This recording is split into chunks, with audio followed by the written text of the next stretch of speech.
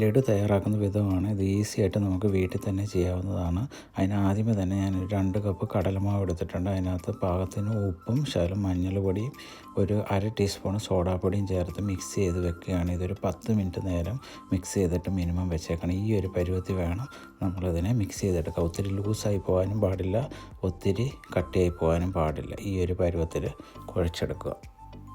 ഇനി 10-15 മിനിറ്റ് അവിടെ ഇരിക്കട്ടെ. അതിന് ശേഷം നമുക്കൊരു പാനിൽ എണ്ണ അടിച്ചതിന് ശേഷം ഇതേമാതിരി നമുക്ക് ബൂഞ്ചി ഉണ്ടാക്കിയെടുക്കണം. ഒരു ഹോളുള്ള ഇതേമാതിരി ഒരു തവിക്കകത്ത് ഒഴിച്ച് കൊടുത്താൽ മതിയാവും. പിന്നെ അണ്ടിപ്പരിപ്പ്, മുന്തിരി വേണമെങ്കിൽ ചേർക്കാൻ. ഞാൻ മുന്തിരി മാത്രമേ എടുത്തിട്ടുള്ളൂ. ബൂഞ്ചിയെല്ലാം തയ്യാറായിട്ടുണ്ട്. ഇനി ഞാനൊരു 1.5 കപ്പ് പഞ്ചാരയാണ് ഇതിനെ ലായനിയാക്കി എടുക്കാൻ വേണ്ടി നോക്കുന്നത്. നമുക്ക് മധുരം കൂടുതൽ വേണമെന്നുണ്ടെങ്കിൽ ഒരു 2 കപ്പോളം ചേർക്കുക. എന്നിട്ട് ഇതിന് 1.5 കപ്പിന് ഞാനൊരു 1 കപ്പോളം വെള്ളം ചേർക്കുന്നുണ്ട്. വെള്ളം ചേർത്തിട്ട് ഇനി നല്ലതുപോലെ ഒന്ന് അതിനെ കുറുക്കിയെടുക്കണം. എന്നുവെച്ചാൽ ഏലക്ക ചതച്ചിടുന്നുണ്ട് ഒരു ഫ്ലേവറിന് വേണ്ടി. നിങ്ങൾക്ക് ഏലക്കയുടെ പൊടി ഉണ്ടെങ്കിൽ അത് ചേർത്താലും മതിയാവും. ഇനി ഇതിനെ ഒരു കുറുകിയ പരുവത്തിൽ നമുക്ക് എടുക്കണം. അതിന് ശേഷം നമ്മൾ ഈ ബൂഞ്ചിയെല്ലാം അതിലേക്ക് ഇട്ട് കൊടുത്തതിന് ശേഷം നല്ലതുപോലെ മിക്സ് ചെയ്ത് കൊടുക്കണം.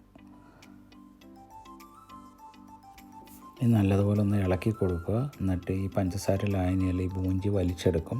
എന്നിട്ട് നമ്മളിനി മുന്തിരിയല്ല ഇതിനകത്ത് ചേർത്ത് കൊടുക്കുകയാണ്. എന്നിട്ട് ഒന്ന് ഇളക്കി കൊടുക്കുക. അതിന് ശേഷം ഞാൻ 1 സ്പൂൺ നെയ്യോട് ഒഴിച്ച് കൊടുക്കുന്നുണ്ട്. വേണമെങ്കിൽ ചേർത്താൽ മതി. എന്നിട്ട് വെള്ളമെല്ലാം ഒന്ന് പറ്റിയൊരു കുഴഞ്ഞ് വരുന്ന പരുവാകുമ്പോഴത്തേക്കും നമ്മളിതിനെ ഉരുട്ടിയെടുക്കുക. നമുക്ക് രുചികരമായ ലഡു തയ്യാറാക്കാം.